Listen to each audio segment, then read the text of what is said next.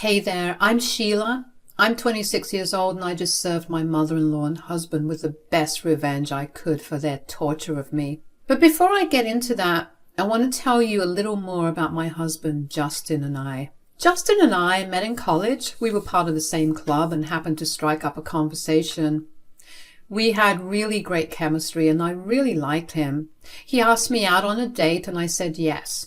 Obviously, I had a great time and that led to only more dates with him. I found myself developing bigger feelings for him, and thankfully he felt the same way for me, so we made it official and we became a couple. In every sense of the word, Justin was great. He was understanding of my needs and he was caring. He showed me he loved me in everything he did, and I knew that he was going to be the one that I married. But before we got to the point of marriage, we needed to introduce each other to our parents. My parents loved Justin and accepted him and the role he played in my life. The same could not be said about Justin's mother, Sandra.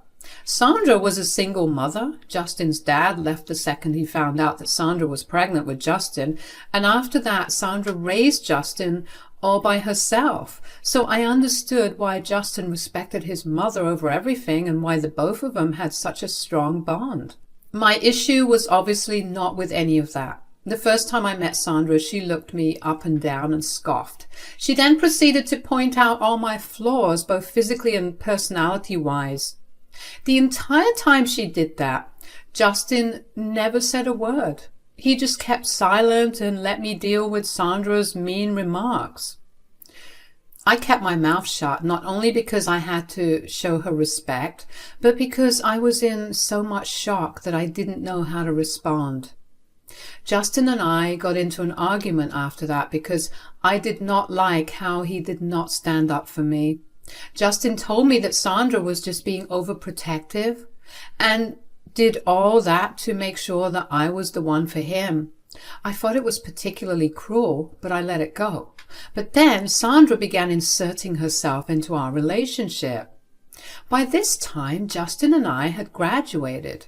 Around this time, I received some inheritance money that my grandparents had kept aside for me to be given to me only after I graduated. So I invested that money in a house. And Justin and I moved in together. Sandra would constantly come over and she'd make mean remarks about me whenever she saw me. I reached my limit eventually and told Justin to tell his mother to back off, or we were done. I don't know what or how he told her that, but she stopped coming over after that. Justin and I went right back to being great after that. In fact, we even got engaged. Sandra obviously had an issue with that, but we ignored her. We got married around 6 months after we got engaged. We were happy and super excited to spend the rest of our lives together. But all my dreams came crashing down when just 3 months after getting married, Sandra showed up at our door with many bags. Oh, hey, Sandra, what are you doing here with all these bags? Are you going on a trip? Oh, no, I'm not. I wanted to come here. All right, but why all the bags? Is everything at home all right? Everything's fine. I just realized that I needed to be here with Justin. What? Why? Did something happen to him that I don't know about? It's not that. I just don't think that you're taking proper care of him. Excuse me? And that's why I'm moving in. I'm sorry, but you can't just move into someone's house like that. You're right. But this is not just someone's house. This is my son's house, and what's his is mine, and therefore I get to do whatever I like here. That is not how it works. And what do you mean by I don't take proper care of Justin? Look at him. He goes to work with the wrinkliest shirts, and he looks thinner than a stick. You don't look after him like a good wife should. Justin is a grown man who's perfectly capable of taking care of himself. He doesn't like me ironing his clothes. In fact, he doesn't even care about the look of his clothes. He got thinner because he's been running a lot and wants to start running marathons. I'm taking perfectly good care of him. That is absolute nonsense. You don't know him as well as I do. You don't love him in the way that I do. Of course I don't. That would be weird. You know, you could just talk to me about these things instead of just moving into our house, right? Oh yeah? If I did that, you'd promise to do things the way I ask you and then only follow through for a maximum of a week. Then we'd be right back to square one. Moving in will allow me to take the best care of my son. I don't think Justin is going to be happy about this. Nonsense. That boy loves me and would never say a word against me. She was not wrong about that. Before I could stop her, Sandra let herself into my home. Justin was not at home, so I called him to tell him about his mother's intrusive behavior, and he promised me that he'd deal with her when he got back home. However, when he got back home, he never said a word to her.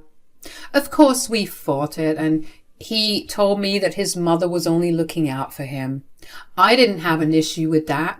I had an issue with Sandra forcing herself into my home and treating me like I was not good enough. Justin assured me that his mother would leave after a few weeks. Against my better judgment, I believed him and let it go. Sandra became a nuisance. She would constantly critique everything I did and would always put me down for not being a traditional housewife.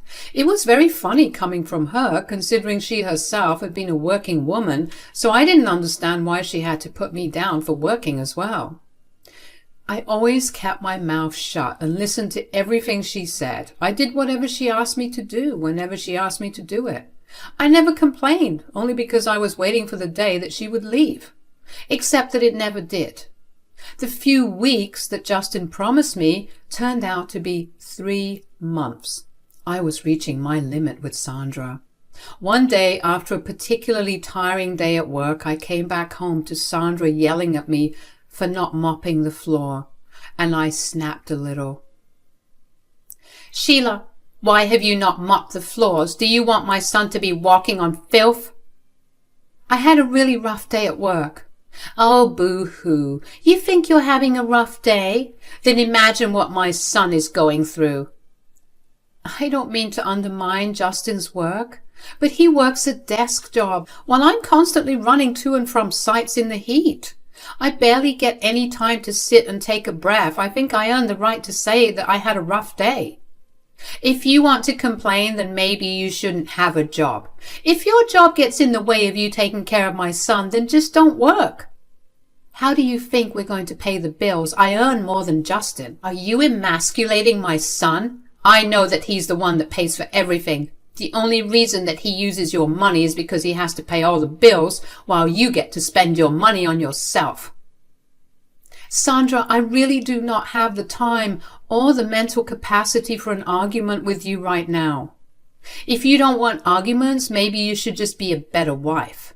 That's the reason I moved in with you both. Clearly, you don't care enough for my son. So you'll leave if I prove myself to be a good wife? Sure, but I doubt that you ever will be good enough. You do realize how messed up that is, right?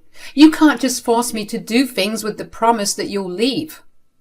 If that is what it takes for you to be a better wife to my son, I don't care about how morally right or wrong things are. Now, are you going to mop the floors or not? I just came back home from a 10-hour shift. I didn't even get to sit down because you started yelling at me. At least let me catch a small break to eat. Those are privileges that are earned. You do your work as a good wife and then you get to rest. And what will happen if I say no? I will make you pay for it. I'm too tired of your nonsense. I'm going to bed. Good night. The audacity that Sandra had to assume that I did nothing was astounding. She had no idea how hard I worked. Look, I would never underappreciate Justin's work, but he did not earn anywhere close to what I made.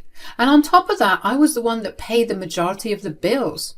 Sandra had no idea about what the inside of our relationship worked like, and she had some gall to expect me to do even more work after I got back home. She did make my life even more hellish after that conversation. She would purposely make food only for her and Justin, or only clean their messes and leave mine, or even just make my messes a lot worse. She would yell at me for the tiniest things and even went as far as to convince Justin to not talk to me for a week after she and I had another fight.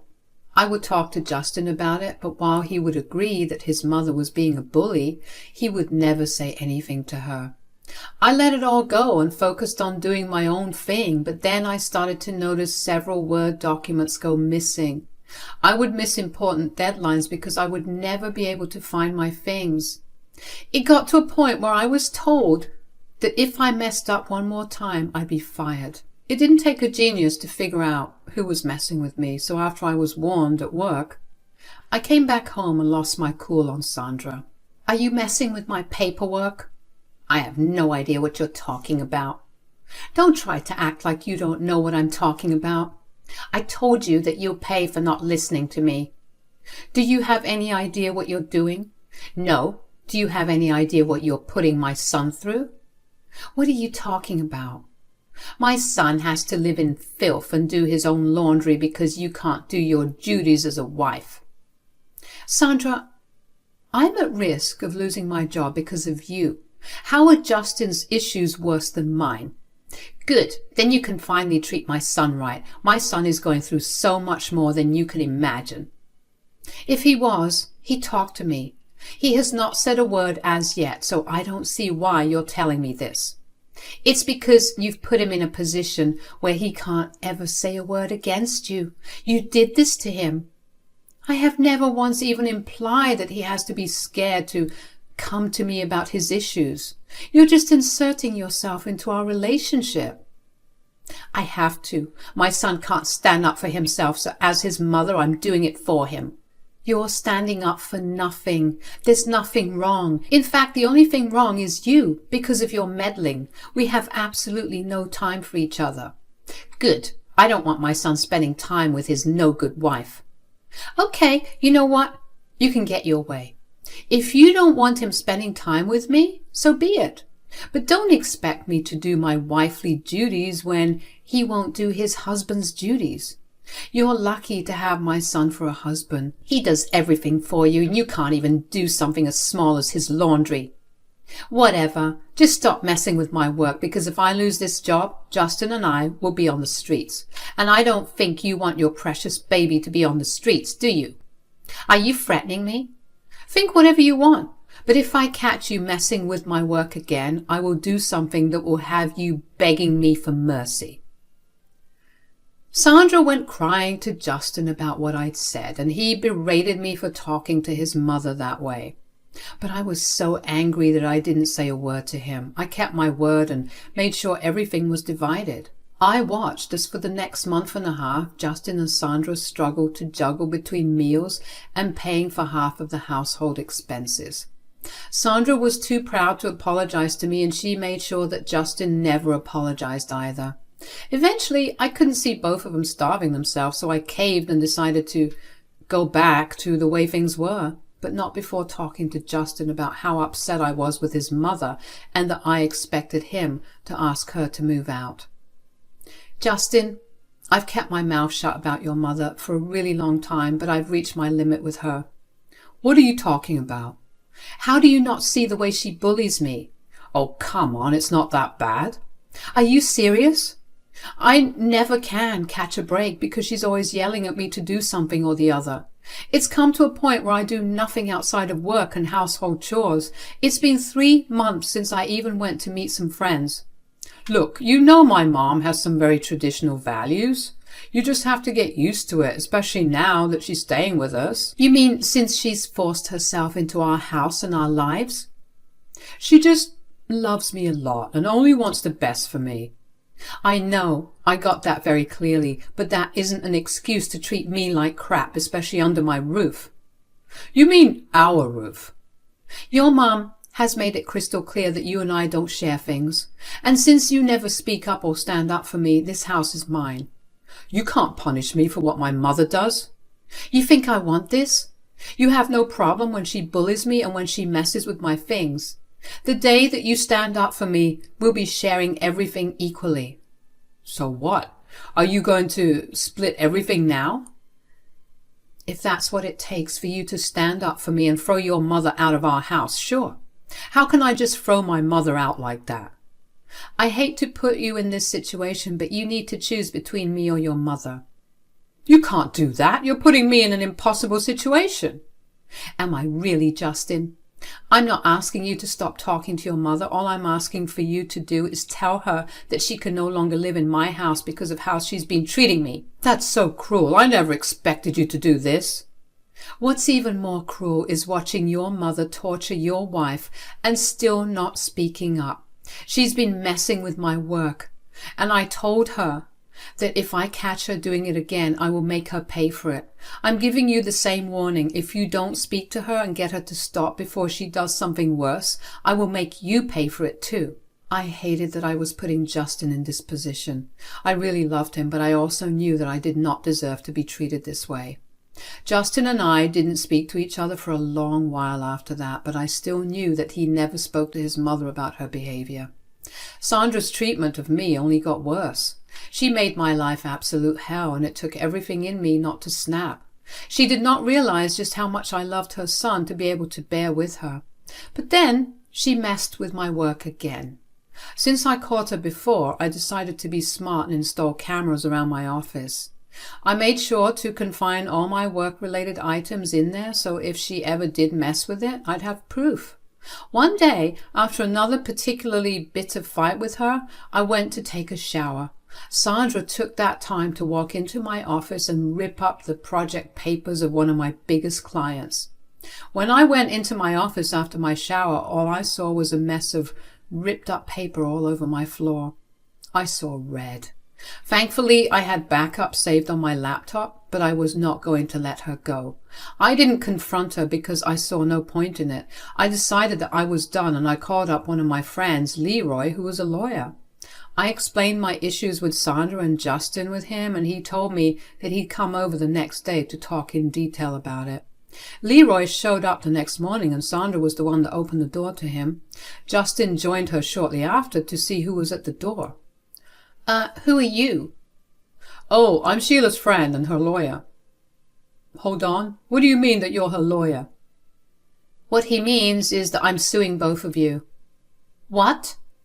Why are you suing us? Sandra, you messed with my job once again, only this time I was smart enough to install cameras in my office.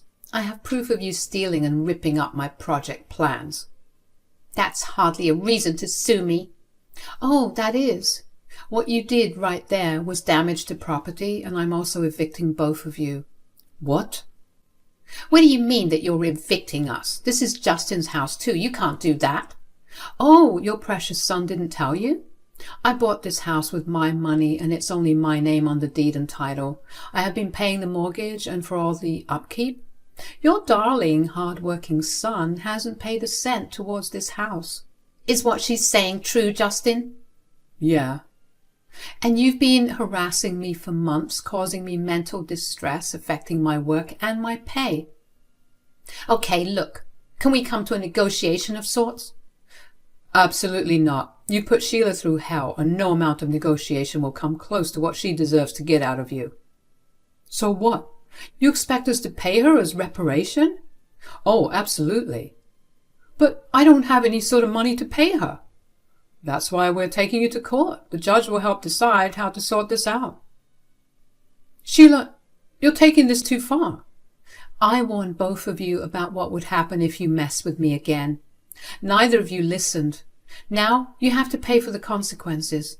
Let's go, Leroy. We have more things to discuss. The both of them just stared at me in shock. But I walked away and took Leroy with me into my office. We worked out all the legalities, and Leroy told me that he'd file the paperwork as soon as he could. He assured me that in a week or so, I'd be able to hand an eviction notice to Justin and Sandra, and they'd be summoned to court for everything else. I also obviously filed for a divorce. I wanted nothing to do with Justin.